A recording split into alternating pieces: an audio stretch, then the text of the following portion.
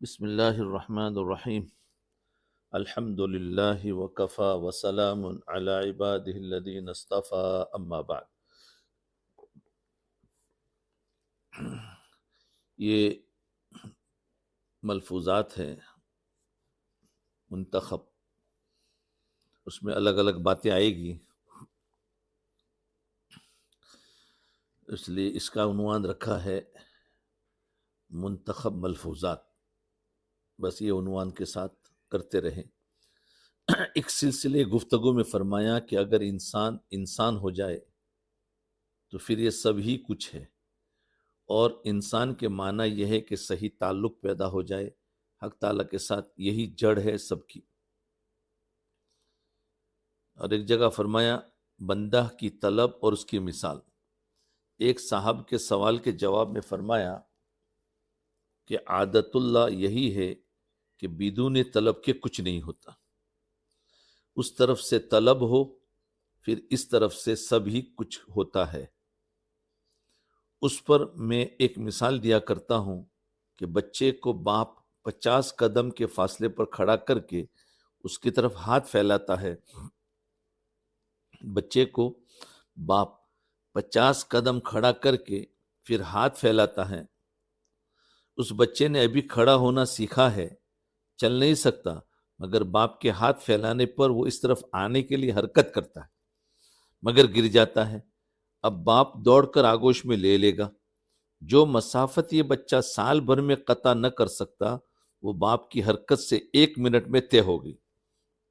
خلاصہ یہ ہے کہ طلب شرط ہے، پھر کام تو سب اسی طرف کے چاہنے سے ہوگا، اور اگر طلب نہیں تو عدم طلب پر تو یہ فرماتے ہیں انلزمکموہا وانتم لہا کارہون، کہ ہم اس دعویٰ یا دلیل کو تمہارے گلے موڑ دے اگرچہ تم اس کو ناپسند کرو۔ تو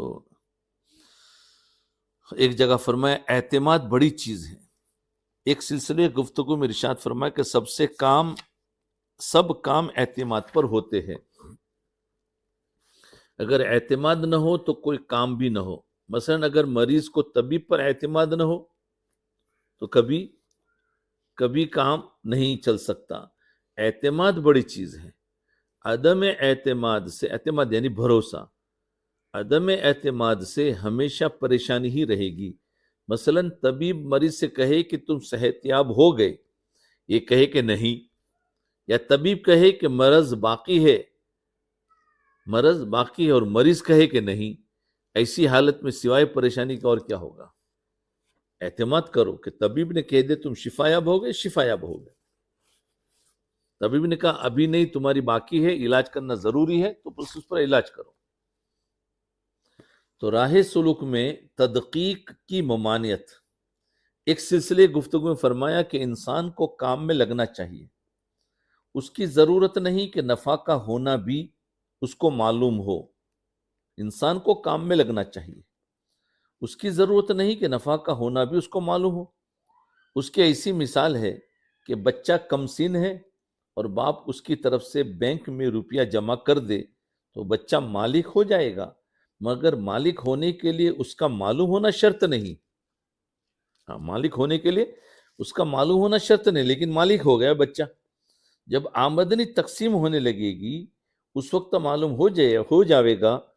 اسی طرح عمل کا نفع یہاں اگر سمجھ میں نہیں آیا تو وہاں آخرت میں سمجھ لوں گے، پتہ چل جائے گا کہ کیا میرے بینک میں جمع ہے۔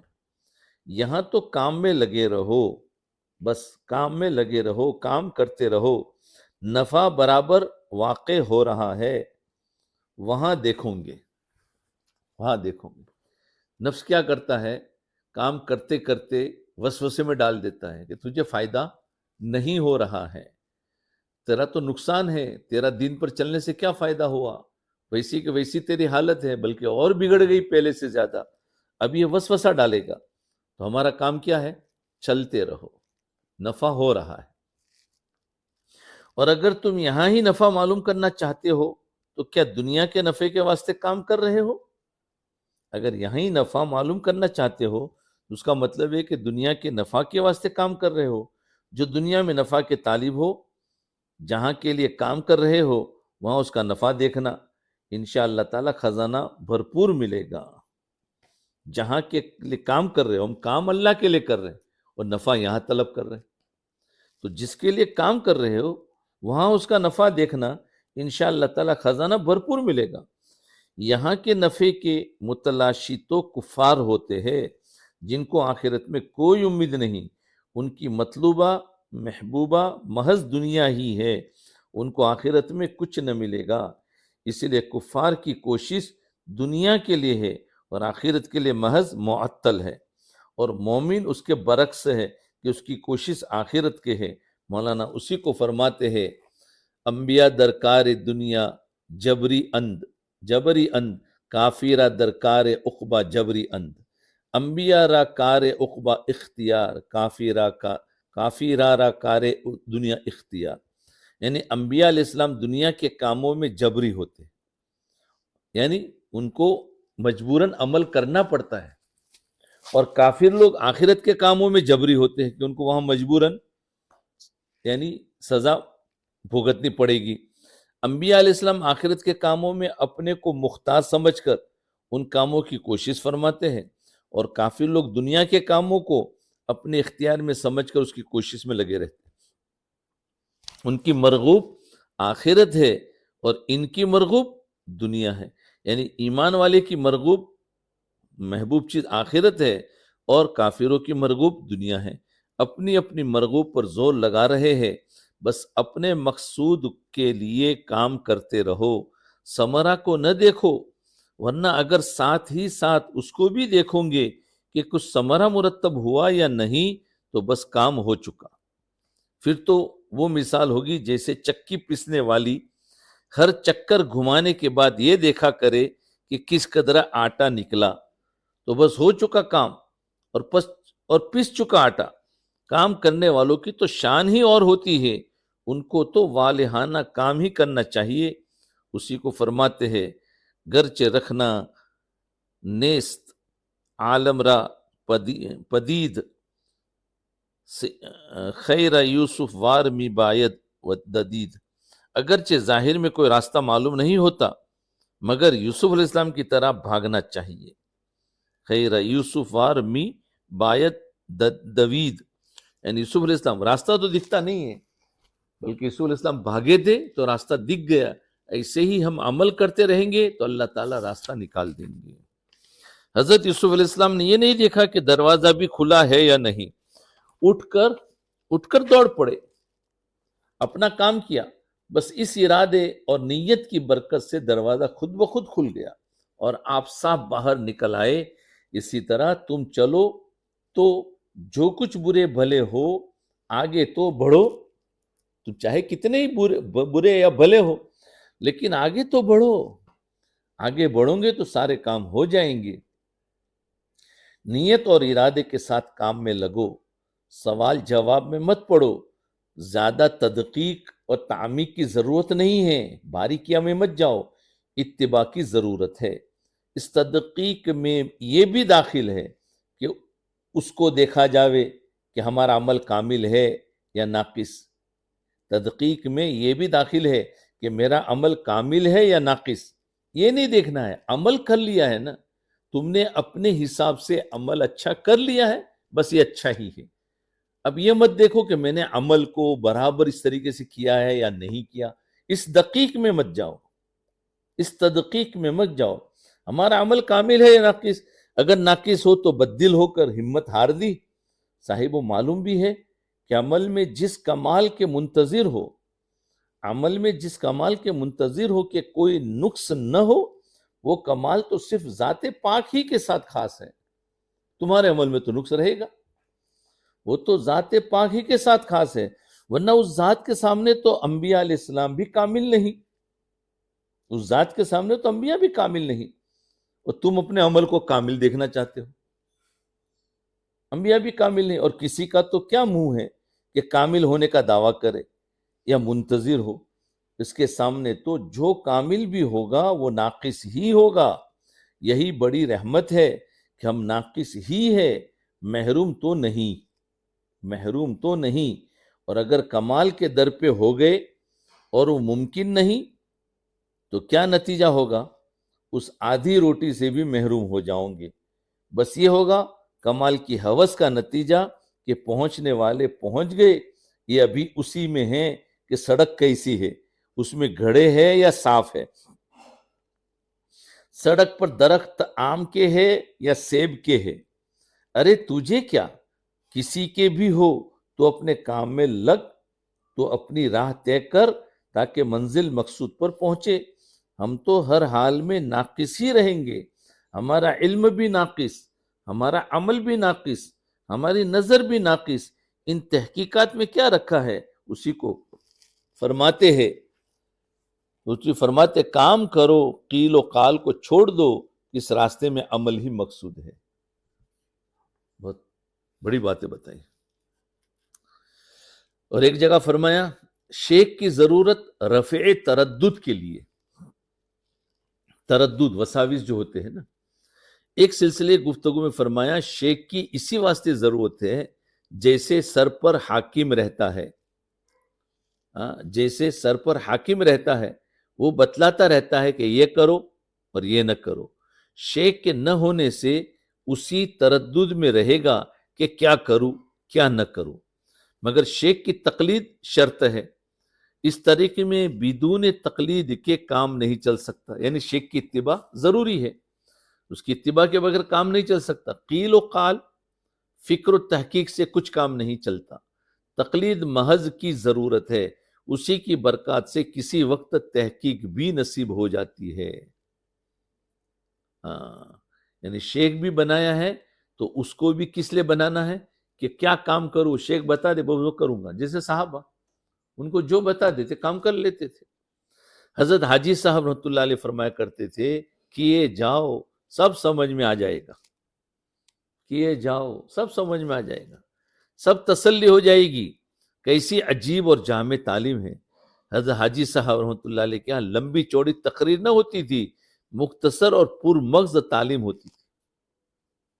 آج کل لڑکے کہتا ہے میرے سے تو گناہ نہیں چھوٹ رہا، میرے سے تو فلاں نہیں ہو رہا ہے، میرے سے تو کچھ سمجھ میں نہیں آ رہا ہے۔ کیا سمجھنا ہے، لگے رہو، کرتے رہو، چھوٹ جائے پھر پکڑ لو، نہیں سمجھ میں آئے پھر بھی پکڑتے رہو، وہ سب سمجھ میں آ جائے گا۔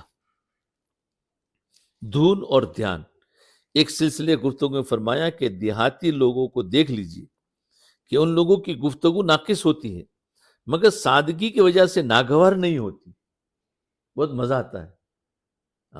دیہاتیوں کی گفتگو بہت مزہ آتا ہے۔ اسی طرح ہمارے اعمال، ہماری یاد سب ناقص ہے، لیکن اس میں اگر خلوص ہو تو حق تعالیٰ اپنی رحمت کاملہ سے اسی کو قبول فرما لیتے ہیں۔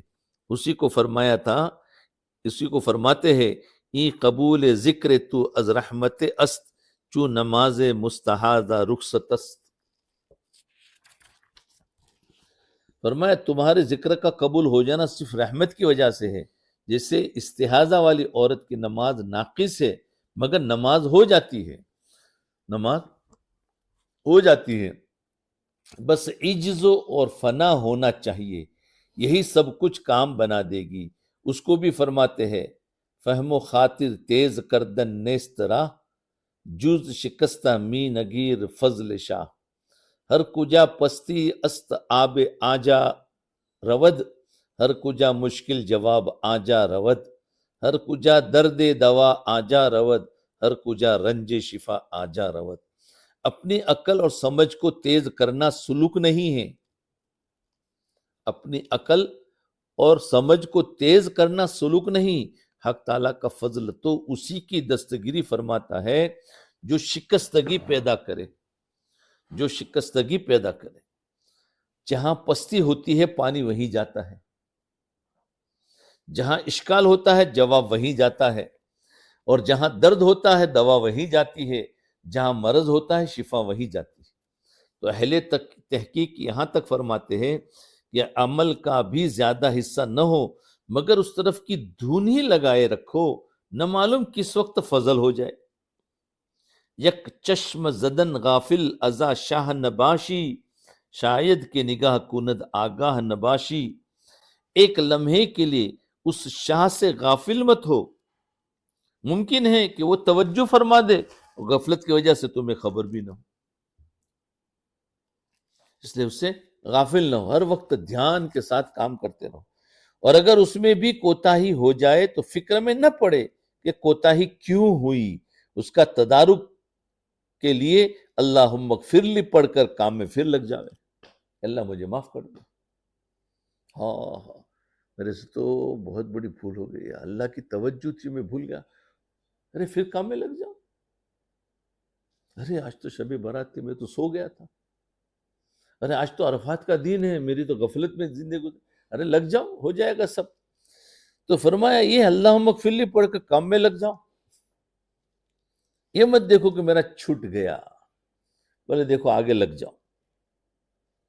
طالب کے لیے طریق نفع، ایک صاحب کے سوال کے جواب میں فرمایا کہ طالب کے دیکھنے کی بات یہ ہے کہ اس کو کسی پر اعتماد ہے یا نہیں، اگر ہے تو وہ جو تدبیر بتلائے اس پر عمل کرے، خاموش رہے، دن میں جو سنا کرے رات کو دل میں جمانے کے لیے اس کو سوچا کرے۔ یہ طرز تو نافع ہے اور یہ طرز مربیانہ ہے، اور ایک طرز ہے مناظرانہ۔ مناظرانہ میں تو مولوی صاحب جنہوں نے سائل کو یہاں بھیجا تھا مجھ سے زیادہ ماہر ہے، وہاں جاؤ، اور اگر مربیانہ طرز سے استفادہ مقصود ہے تو جو ہم کہے وہ کرو، باقی چک چک بک بک سے کچھ حاصل نہیں ہوگا، چک چک مت کرو، جو کہا وہ کام کرو۔ پہ ہمیں اسلام کی ضرورت ہے، اسلام کو ہماری نہیں۔ ایک سلسلے گفتگو میں فرمایا کہ سچ تو یہ ہے کہ اگر ہفتے اقلیم کا یعنی 7 دنیا کا بادشاہ بھی مسلمان ہو تو اسلام کو کیا فخر، یعنی ساری دنیا کے بادشاہ مسلمان ہو جائے تو اسلام کو کیا فخر، خود اس کو فخر ہو کہ ہمیں اسلام میں قبول کر لیا گیا تو مذائقہ نہیں، بھائی مجھے اسلام نے مجھے قبول کیا۔ جبلہ ابن ایہم غسانی حضرت عمر رضی اللہ عنہ کی خلافت میں مسلمان ہو گیا تھا، جس کے پاس تنعم کا اتنا سامان تھا کہ ہرقل کے پاس بھی نہیں تھا۔ ایک بار طواف کر رہا تھا، لنگی کا پلہ لٹک رہا تھا، وہ کسی غریب آدمی کے پیر کے نیچے دب گیا، اور جبلہ جو آگے بڑھا لنگی کھل گئی،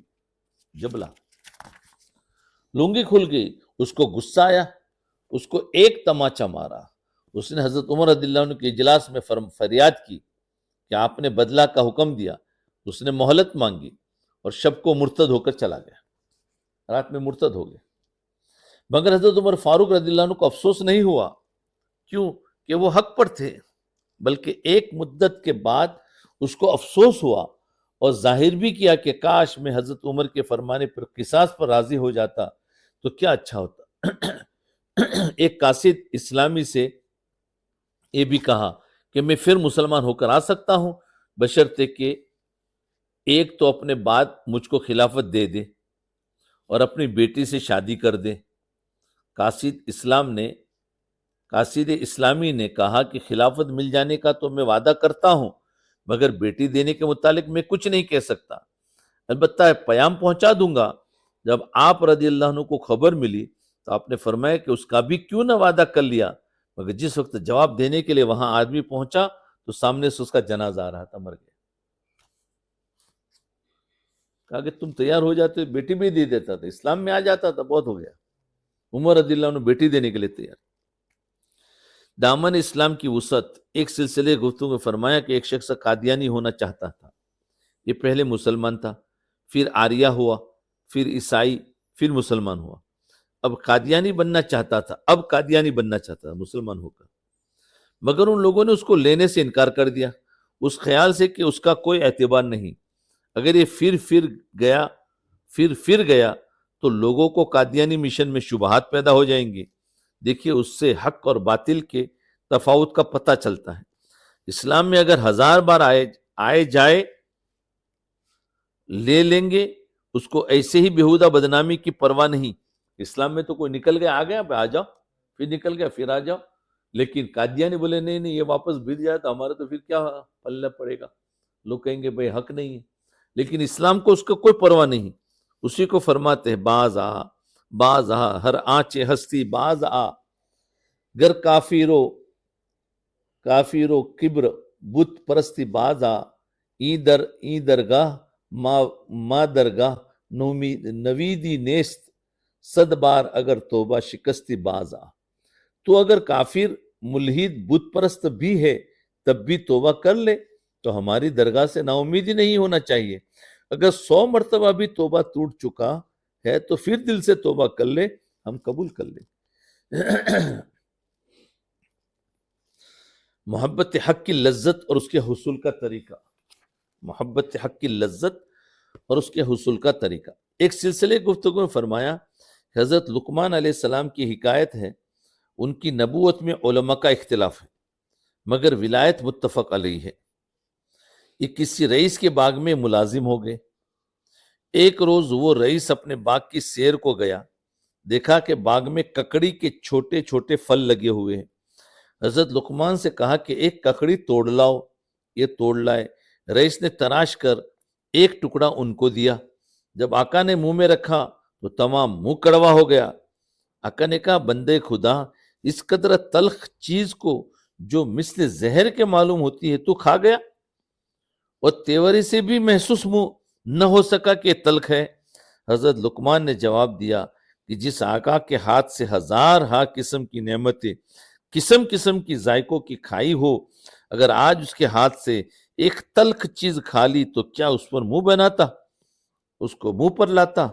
اسی طرح خدا کے ساتھ جو مسلمان کا تعلق ہے اس کی یہی شان ہونا چاہیے کہ اگر خدا کی نعمت ملے تو ماشاءاللہ بشاش رہتا ہے، لیکن کوئی نعمت اگر چھین لی تو منہ چڑھا لیتا ہے. اس وقت میں بھی بشاشت کے ساتھ رہنا چاہیے. کیوں؟ کہ خدا کی طرف سے ہے. اس کی طرف سے میٹھی چیز ملے یعنی نعمتیں ملے تو بھی خوش، اور اس کی طرف سے حالات یعنی کڑوے ملے تو بھی خوش. کافر کو ذکر و شغل تجویز کرنا غلط ہے. ایک صاحب کے سوال کے جواب میں فرمایا کہ بعض بزرگ بعض موہوم مصلحتوں سے ہندو کو بھی ذکر و شغل کی تعلیم کر دیتے ہیں کہ اس سے اسلام سے قرب ہو جائے گا، مگر یہ خیال محض غلط ہے، بلکہ اس میں اور بودھ ہو جائے گا، اس لیے کہ کیفیات کے لیے اسلام شرط نہیں، وہ غیر مسلم کو بھی حاصل ہو جاتی ہے. اگر ایسا ہو گیا تو اس کو یہ دھوکہ ہو جائے گا کہ وہ کیفیات کو قرب سمجھ کر قرب کے لیے اسلام کو شرط نہ سمجھے گا، اچھا خاصا الحاد راسخ ہو جائے گا. جلال آباد میں ایک ہندو رئیس میرے وعظ میں شریک ہوا. بعد وعظ تصوف کی تعلیم حاصل کرنا چاہیے. میں نے صاف کہہ دیا کہ اس کے لیے پہلی شرط اسلام ہے. پھر اس طرف رجوع نہیں ہوا.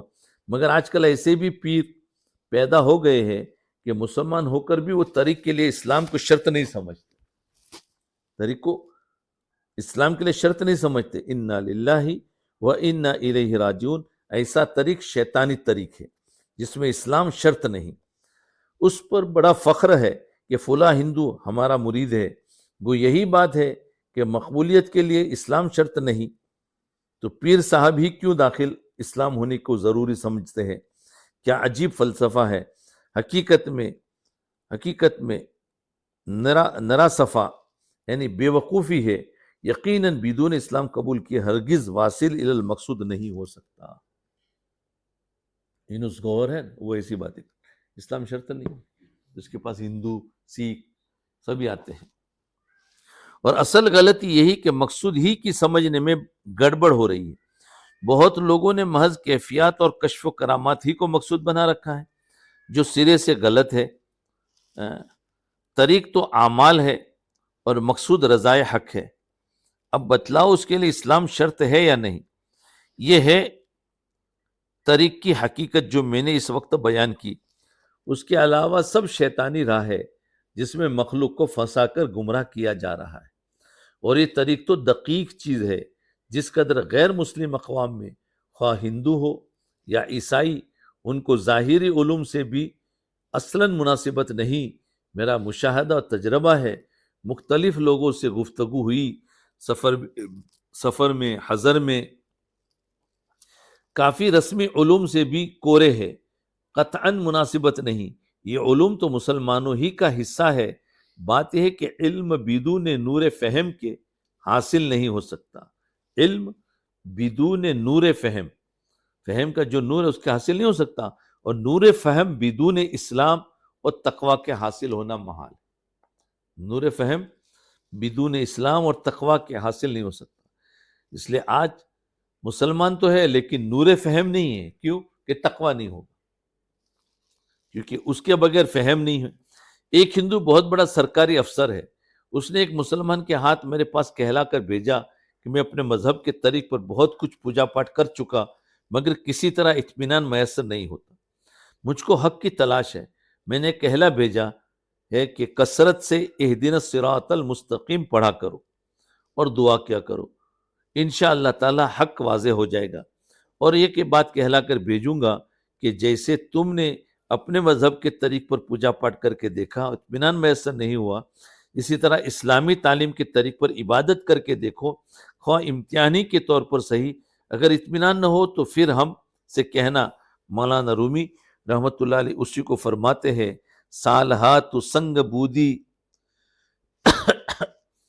دل خراش آزمورا ایک زمانہ خاک باش، برسوں تک تو سخت پتھر رہا، برسوں تک تو سخت پتھر رہا، امتحان کے لیے چند روز کے لیے خاک بن کر دیکھ، گو صورت میں محض صورت ہی صورت ہوگی مگر اس میں بھی برکت ہوگی۔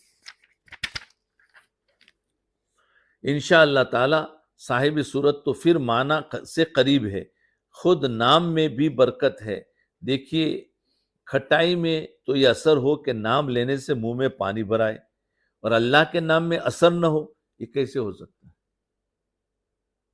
لیمو کا نام لو تو منہ میں پانی آ جاتا ہے، اللہ کا نام لو تو کیسے اثر نہ ہو؟ شریعت کو عقلی مسائل پر مقدم رکھنا۔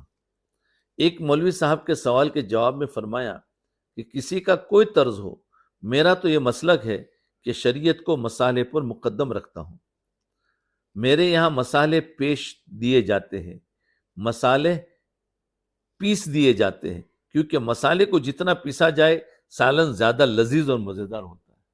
لے ایک مولوی کہنے لگے میرے یہاں تو سارا مسالے ہی سے کام چلتا ہے، اور حضرت نے فرمایا میرے یہاں تو مسالے پیس دیے جاتے ہیں اور ان کے یہاں مسالے پر مقدم رکھتے ہیں۔ تو حضرت سیدنا ابوبکر صدیق رضی اللہ عنہ کو دیکھیے، جب حضور صلی اللہ علیہ وسلم کی وفات ہوئی اس وقت طرح طرح کے فتنے کھڑے ہوئے، ان میں ایک جماعت مانعین زکوٰۃ کی پیدا ہو گئی کہ باوجود دعوی اسلام کے زکوٰۃ سے انکار کرنے لگے۔ ایسے وقت میں مانعین زکوٰۃ سے جہاد کا اعلان فرما دیا۔ ایسے خطرناک وقت میں کسی مسئلے پر بھی عمل نہ فرمایا، بلکہ حضرت عمر رضی اللہ عنہ کے عرض کرنے پر بھی کہ اس وقت ان سے جنگ مصلحت نہیں، حضرت عمر رضی اللہ عنہ نے بھی فرمایا کہ اس وقت ان سے جنگ مصلحت نہیں ہے، یہی فرمایا کہ میں ضرور ان سے قتال کروں گا، حتیٰ کہ اگر کوئی بھی میرا ساتھ نہ دے گا تو میں تنہا مانع زکوٰۃ سے جہاد کروں گا۔ جو چیز جناب رسول اللہ صلی اللہ علیہ وسلم کے زمانے میں جاری تھی اس کو بند ہوتے دیکھ کر میں چین سے نہیں بیٹھ سکتا۔ کیا ٹھکانہ ہے اس قوت قلبی کا؟ اس واقعہ کی یہ مصلحت ظاہر ہوئی کہ تمام عرب پر ہیبت چھا گئی کہ کوئی بڑی قوت ضرور ان کے پش پست پر ہے، باوجود اس کے کہ مدینہ لشکر اسلامی سے اس وقت خالی تھا، کیونکہ کچھ لشکر مرتدین کے مقابلے کے لیے بھیج دیا گیا، کچھ شام کو روانہ کر دیا گیا تھا۔ یہ ہے ان حضرات کی قوت ایمانیہ کہ اب یہ مصلحت رعب عام کی قبل وقوع کیسے معلوم ہوتی، یعنی مصلحت رعب ان کے پر عام رعب پڑا۔ غرض دین کے مقابلے میں مصلحت کوئی چیز نہیں، حقیقت میں وہ دین کی مصلحت نہیں بلکہ اپنی مصلحت ہوتی ہے۔ بھائی کہتے ہیں نا مصلحت یہ ہے کہ آپ ان کو ایسا کیا جائے ایسا کیا جائے، مصلحت نہیں ہے، ان کی اپنی مصلحت ہوتی ہے، ان کا اپنا اغراض ہوتا ہے۔ یہ تو مصلحت پرستی ہوئی، خدا پرستی نہ ہوئی۔ چھوڑو ان مصلحتوں کو، ان میں کیا رکھا ہے۔ خصوصاً اہل علم تو ہرگز اس طرف نظر نہ کرنا چاہیے، اس کا مذہب تو یہ ہونا چاہیے، مصلحت دید من آنست کہ یارہ ہما کار بگزارند و خم ترے یارے گیرند۔ میری تو یہ رائے ہے کہ سب لوگ سارے غیر ضروری کام چھوڑ کر ایک محبوب سے تعلق پیدا کر لے، وَاعْتَصِمُوا بِحَبْلِ اللَّهِ جَمِيعًا، اور دنیاوی مسالے تو کیا چیز ہے، ان کا متبع اور اتباع تو بالکل ہوا پرستی ہے۔ دنیاوی مسالے تو کیا ہے، ان کا تو متبع اور اتباع تو بالکل ہوا پرستی ہے۔ بزرگوں نے تو دینی حکم و اسرار میں خوض کرنے اور ان کو تخصص کرنے سے منع فرمایا ہے۔ چنانچہ مجدد صاحب فرماتے ہیں کہ شرائع میں اسرار اور مسالے کا تلاش کرنا مرادف ہے انکار نبوت کا۔ یہ نبی کا اتباع نہیں، مسالے کا اتباع ہے۔ مسئلے تو کہ بھئی یہ ایسا کیوں فرمایا، مجھے بتاؤ، تو پھر تمہارا اتباع کیا ہوا؟ اگر بتا دیا اچھا یہ ہے تو اب میں کروں گا، تو یہ تو ہوا تم نے گویا ایک تمہیں پتا چلا ہے اس کی مصلحت اور اس کے بات کر رہے ہیں، تو اتباع سنت نہیں ہوئی۔ اتباع سنت تو اس وقت جب مصلحت کا پتہ ہی نہ ہو۔ اس لیے آج کل جس کا دماغ ہے نا، وہ ہر چیز شریعت میں مصلحت دیکھتی ہے۔ بھائی یہ حکم کیوں شریعت نے دیا ہے اور یہ کیوں اس طریقے سے نہیں کیا ہے، تو یہ مصلحت ڈھونڈتے ہیں۔ اور کچھ علماء ہوتے ہیں مصلحت بتاتے ہیں، بلکہ ان کو کہنا چاہیے نبی نے کیا تھا اس لیے ہم کر رہے ہیں۔ تو یہ ہے کہ بعض مسالے کا تلاش کرنا مرادف سے انکار نبوت کا ہے، کہ یہ تو نبوت کا انکار ہوا، یہ نبی کا اتباع نہیں، یہ مسالے کا اتباع ہے۔ نبی کا اتباع کیا ہوگا؟ نبی کا تو اتباع تو بس کہہ دیا ہے، ہم نے مان لیا اور اتباع شروع کر دو۔ تو آج کل عقل دوڑاتے ہیں کہ ہمیں سمجھاؤ پھر ہم مانیں، اس کو کہو بھائی ہم نہیں سمجھا سکتے۔ ایک شخص نے مجھ سے پوچھا کہ فلاں مسئلہ اس طرح کیوں ہے؟ میں نے جواب دیا کہ تم تو ہم سے خدائی احکام کی حکمتیں پوچھتے ہو جہاں رسائی بھی مشکل ہے، اور ہم تم سے تمہاری ترکیب بدن کے متعلق پوچھتے ہیں جہاں رسائی بھی آسان ہے، کہ ناک سامنے ہی کیوں ہے؟ انہوں نے ان سے پوچھا ناک سامنے ہی کیوں ہے، پیچھے کیوں نہیں؟ ذرا اس کی مصلحت بتاؤ۔ بولے نہیں بتا سکتا۔ وہ خدا کے بارے میں پوچھ رہا تھا کہ یہ ایسا کیوں ہے، تو بولے وہاں تک تو ہم نہیں پہنچ سکتے، لیکن انسان کے جسم تک پہنچ، یہ بتاؤ ناک یہاں کیوں ہے۔ اسی طرح ایک دوسرے شخص نے لکھا کہ فلاں مسئلے میں کیا حکمت ہے؟ میں نے لکھا کہ اس سوال عن الحکمت میں جو خود تمہارا فعل ہے کیا حکمت ہے؟ یعنی میں نے لکھا کہ اس سوال عن الحکمت، اس میں کیا حکمت ہے؟ تم نے پوچھا ہے تو میں تم سے پوچھ رہا ہوں تمہارے اس سوال لکھنے میں کیا حکمت ہے؟ یعنی سمجھ میں آئیں گے؟ تو وہ بیچارہ ابھی کیا جواب دے، ابھی تو وہی توبہ ہی کرے گا کہ تمہارا اس یعنی حکمت کا سوال پوچھنے میں تمہاری کیا حکمت ہے، جو خود تمہارا فعل ہے کیا حکمت ہے بتاؤ ذرا۔ وہ کیا بتائے گا؟ حضرت تو ایسے ہی جواب دیتے تھے۔ اسی طرح ایک شخص نے لکھا کہ کافر سے سود لینا کیوں حرام ہے؟ کافر سے سود تو حرام ہے، چاہے کافر سے لو مسلمان سے لو، سود لینا کیوں حرام ہے؟ میں نے لکھا کہ کافر عورت سے زنا کرنا کیوں حرام ہے؟ سوال پہ سوال، کافر عورت سے زنا کرنا کیوں حرام ہے؟ اس پر انہوں نے غیر جوابی خط لکھا اور لکھا کہ علماء کو اس قدر خشک نہ ہونا چاہیے، اگر جوابی خط ہوتا تو میں جواب لکھتا کہ جاہلوں کو اس قدر تر نہ ہونا چاہیے۔ جوابی خط نہیں تھا، جوابی خط ہوتا میں لکھتا کہ جاہلوں کو اس قدر تر نہیں ہونا چاہیے کہ جس سے بالکل ڈوب ہی جائے۔ ان متکبروں کے ساتھ یوں ہی پیش آنا چاہیے، یہ سمجھتے ہیں کہ ہم خیر و دماغ ہے۔ میں یہ چاہتا ہوں کہ ان کو یہ معلوم کرا دیا جائے کہ علماء بھی اسپ دماغ ہے۔ جزاء سیئۃ سیئۃ مثلھا، کہ برائی کا بدلہ برائی سے دو۔ اس لیے حضرت نے پوچھا نا سود لینا کیوں نہیں، بولے عورت سے زنا کرنا کیوں حرام ہے؟ اب وہ کیا حکمت دے گا؟ بس ویسے ہی پوچھتے رہے، ان کو خود کو کچھ پتا نہیں۔ اور آج کل یہی سوال سب کے ہوتے ہیں، جہاں بیٹھو تو یہی سوال پوچھیں گے۔ بدون اعمال صالحہ کے فضل کی امید رکھنا حماقت ہے۔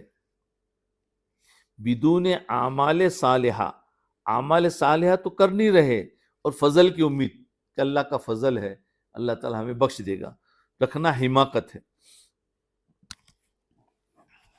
ایک سلسلے گفتگو فرمائے کہ آج کل لوگ فضل اور رحمت کے نصوص سن کر معصیت پر دلیر ہو گئے، یعنی آیت اللہ کی فضل اور رحمت کی آیتیں سن کر معصیت پر یعنی گناہوں پر دلیر ہو گئے۔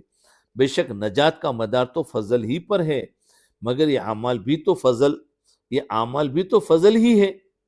بدون اعمال کے تو توقع رکھنا بالکل ایسا ہے جیسے یہ سن کر کہ آدم علیہ السلام اور ان سے حضرت حوا پیدا ہوئی اور حضرت مریم سے بدون شوہر حضرت عیسیٰ علیہ السلام پیدا ہوئے، یہ سن کر نکاح نہ کرے اور اولاد کا متوقع رہے، کہ جیسے ان کو بھی اللہ نے بغیر شوہر کے بغیر نکاح کے اولاد دی ہے، تو ہم بھی اولاد مطلب رکھیں گے، اللہ تعالیٰ اولاد دے گا ہم کو. تو ایسا ہی ہے، تو نکاح ذریعہ ہے، تو اسی طریقے سے اعمال ذریعہ ہے فضل کا. تم اعمال تو کرو نہیں اور اللہ فضل فرما دے گا. عمل کچھ نہیں کرنا. آج کل کے لوگ ہیں نا، اللہ فضل فرمائیں گے، بول اللہ کا فضل بہت بڑا ہے، اللہ کا فضل ہے. تو یہ ہے کہ یہ اعمال کرنا یہ بھی تو اللہ کا فضل ہے. حصول بصیرت کے لیے فضول کلام کا ترک. اگر بصیرت چاہیے تو بیکار باتوں کو چھوڑ دو. ایک مولوی صاحب کے سوال کے جواب میں فرمایا کہ آپ کے بیٹھے بیٹھے کچھ زیادہ بولنے کا شوق معلوم ہوتا ہے. آپ کو بیٹھے بیٹھے کچھ زیادہ بولنے کا شوق معلوم ہوتا ہے. سوال چاہے ضروری ہو یا غیر ضروری اس کی پرواہ ہی نہیں. مولوی صاحب اب تو ضرورت اس کی ہے کہ قیل و قال کو چھوڑ کر مولانا رومی کے قول پر یا شاید اور کسی کا قول ہو عمل کرو. فرماتے ہیں جملہ اورا کو کتب در نار کن، سینہ را از نور حق گلزار کن. ساری کتابوں کو آگ لگا دو، سینہ کو نور حق سے گلزار بنا دو. صرف علوم ظاہری بغیر نور باطن کے کارآمد نہیں ہیں. علوم ظاہری جو باہر کے علوم ہیں وہ نور باطن کے کارآمد نہیں ہیں. اہل علم کو دو مرحلے طے کرنے پڑتے ہیں. ایک تو کتابوں کا ختم کرنا، پھر دوسرے معنی کو ختم کرنا، یعنی بھلا دینا. معنی کو ختم کرنا یعنی بھلا دینا. میں آپ کو ایک نہایت مفید اور کارآمد مشورہ دیتا ہوں جو تجربہ کی بنا پر ہے. وہ یہ کہ چند روز اگر آدمی خاموش رہے تو بصیرت پیدا ہو جاتی ہے. بدون چند روز خاموشی اختیار کیے بصیرت نہیں ہوگی. بدون چند روز خاموشی اختیار کیے بصیرت نہ ہوگی. اور اپنی اصلاح کے لیے کسی کو تجویز کرنے میں کسی طرف اپنی رائے قائم نہیں کر سکتا. اگر کی بھی تو وہ قابل اعتماد نہ ہوگی. یہ اس وقت میں نے آپ کو نہایت مفید مشورہ دیا ہے بشرطے کہ آپ اس کی قدر کریں، اس کو اپنا دستور العمل بنائیں. جی بصیرت ہو، اور بصیرت کے بعد پھر اپنی اصلاح کے لیے کسی کو ڈھونڈو. نفلی عبادت میں کمی زیادتی شیخ کے مشورے سے ہونی چاہیے. نفلی عبادات میں کمی زیادتی شیخ کے مشورے سے ہونی چاہیے. اس پر فرمایا، ایک مولوی صاحب کے سوال کے جواب میں فرمایا کہ تلاوت قرآن اور کثرت نوافل سب سے افضل عبادت ہے. تلاوت قرآن اور کثرت نوافل سب سے افضل عبادت ہے، اور یہ مقاصد ہے انہی دو چیزوں کی صلاحیت کے لیے طریق میں. اور یہ مقاصد ہے انہی دو چیزوں کی صلاحیت کے لیے طریق میں، یعنی تصوف میں. ذکر و شغل کی تعلیم ہوتی ہے اور وہ سب مقدمات ہے، اور ان میں شیخ کی بھی ضرورت ہے، اس لیے کہ اس میں بعض اوقات کچھ خطرات بھی پیش آتے ہیں، اور مقاصد میں کوئی خطرہ نہیں. پھر یہ دونوں ذکر اللہ پر بھی مشتمل ہے. ان دونوں کی بھی روح اعظم ذکر ہی ہے، یعنی نماز بھی ذکر ہے اور قرآن کی تلاوت بھی ذکر ہے، وہ خود ان میں مضمر ہے. باقی مستقل اذکار مثلا سبحان اللہ یا لا الہ الا اللہ، ان سب سے تلاوت قرآن و نماز افضل ہے.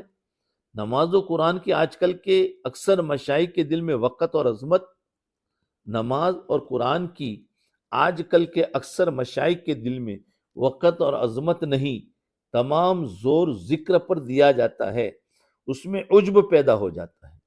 اور نماز و تلاوت قرآن سے عجب کم پیدا ہوتا ہے. نماز و تلاوت قرآن سے عجب کم پیدا ہوتا ہے. اس کا اصلی سبب یہ ہے کہ اکثر عوام ذکر کو خواص کا فعل سمجھتے اور نماز اور تلاوت قرآن کو عوام کا فعل سمجھتے. نماز اور تلاوت قرآن کو عوام کا فعل سمجھتے ہیں.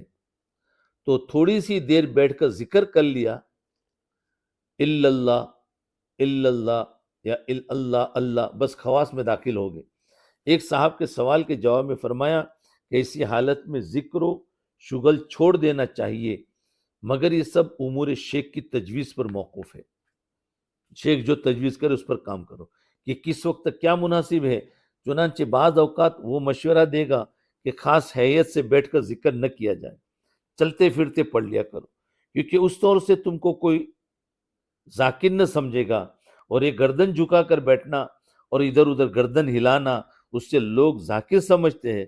غرض کہ ہر حالت میں شیخ کامل کی ضرورت ہے، اپنے کو اس کے سپرد کر دینے کے بعد مطمئن ہو جانا چاہیے۔ ہر کام کا طریقہ قاعدہ سے ہونا چاہیے۔ ایک صاحب کی غلطی پر تنبیہ فرماتے ہوئے فرمایا، طریقہ درخواست کا بتلا دیا گیا، جس وقت قاعدہ اور سلیقہ سے درخواست کی جائے گی فوراً سلسلے تعلیم جاری کر دیا جائے گا۔ اگر اس طریقہ اور قاعدہ پر کوئی اعتراض ہے، جیسے بعض بد فہم قانون سے گھبراتے ہیں، تو نماز میں بھی قاعدہ اور طریقہ ہے، مثلاً وضو ہے، قبلہ رخ ہونا ہے، طہارت ہے، وغیرہ وغیرہ۔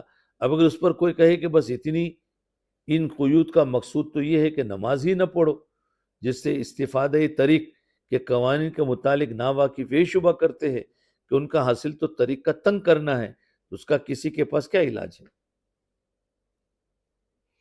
تو صحبت کا اثر تابع پر ہوتا ہے، مطبوع پر نہیں۔ ایک صاحب کے سوال کے جواب میں فرمایا کہ عمرہ کے پاس بیٹھ کر قلب میں دین کا اثر کمزور ہو جاتا ہے۔ تابع، عمرہ کے پاس بیٹھ کر قلب میں دین کا اثر کمزور ہو جاتا ہے اور دنیا کا اثر قوی ہو جاتا ہے، اور یہ اثر اس وجہ سے ہوتا ہے کہ ان کے پاس تابع بن کر جاتے ہیں، اور جو شخص کسی کے پاس قصد کر کے جائے گا اس پر اسی کا اثر ہوگا۔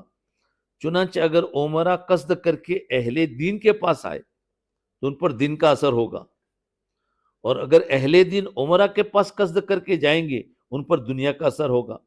غرض اثر تابع پر کرتا ہے، مطبوع پر اثر نہیں ہوا کرتا۔ یہی قاعدہ صحبت نیک و بد کا ہے کہ اگر بد آدمی نیک کی صحبت اختیار کرے، یعنی تابع بن کر اس کے پاس رہے، تو اس پر اثر ہوگا اور دین پیدا ہوگا، اور اگر نیک آدمی بد صحبت اختیار کرے اور تابع بن کر اس کے پاس رہے تو اس پر بدی کا اثر ہوگا۔ سمجھ گیا؟ خرچ کے انتظام کے لیے تھوڑے سے بخل کی ضرورت ہے۔ ایک مولوی صاحب کے سوال کے جواب میں فرمایا کہ خرچ کے انتظام کے لیے تھوڑے سے بخل کی ضرورت ہے، وہ بخل لغوی ہے، شرعی نہیں، بدون اس کے انتظام ہونا دشوار ہے۔ یہ تجربے کی بات ہے، اس سے حضرت حاجی صاحب رحمۃ اللہ علیہ کے قول کی تائید ہوتی ہے کہ افعال رذیلہ بھی اپنی ذات میں مذموم نہیں، اس کو اگر صحیح محمل میں صرف کیا جائے تو محمود ہے۔ مولانا ارشاد فرماتے ہیں، دنیا کی شہوت مثل بٹی کے ہے کہ اس سے تقوی کا حمام روشن ہے۔ عالم ہونے کے لیے مصنف ہونا ضروری نہیں ہے۔ ایک صاحب کے سوال کے جواب میں فرمایا کہ جی ہاں، حضرت مولانا محمد یعقوب صاحب رحمۃ اللہ علیہ کتنے بڑے عالم ہیں، مگر صاحب تصانف نہیں ہیں۔ ہر صاحب کمال کا رنگ جدا ہوتا ہے، اور بعض عالم ہی نہیں ہوتے، رائٹر بہت زبردست ہوتے ہیں۔ متصنع مصیبت میں رہتا ہے۔ ایک سلسلے گفتگو میں فرمایا، متصنع یعنی بناوٹی، ہمیشہ بناوٹ سے اپنے آپ کو نیک بنانا۔ بناوٹی جو ہوتی ہے نا، ہمیشہ مصیبت میں رہتا ہے، چنانچہ ہر سوال کے جواب میں اس کو تعب اور برداشت کرنا پڑتا ہے۔ لا ادری کہنے کی اس کو ہمت ہی نہیں ہوتی، حالانکہ لا ادری میں بڑی راحت ہے کہ میں نہیں جانتا، بھائی کہہ دو، لیکن وہ اصل میں آپ کی بات جو ہے نا وہ ایسا ہے، وہ ایسا ہے، جواب نہیں آتا ہے، لیکن کیا کرے گا، خاموش ہو گیا۔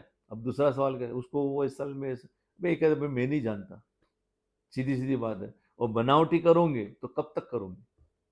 بعد میں تو کھل جائے گا کہ بھائی یہ مولانا گھما رہے ہم کو، منع نہیں کرتے کہ میں نہیں جانتا۔ بس یہیں تک ہی رکھتے ہیں انشاءاللہ، کل اس کے آگے انشاءاللہ ملفوظ بتائیں گے۔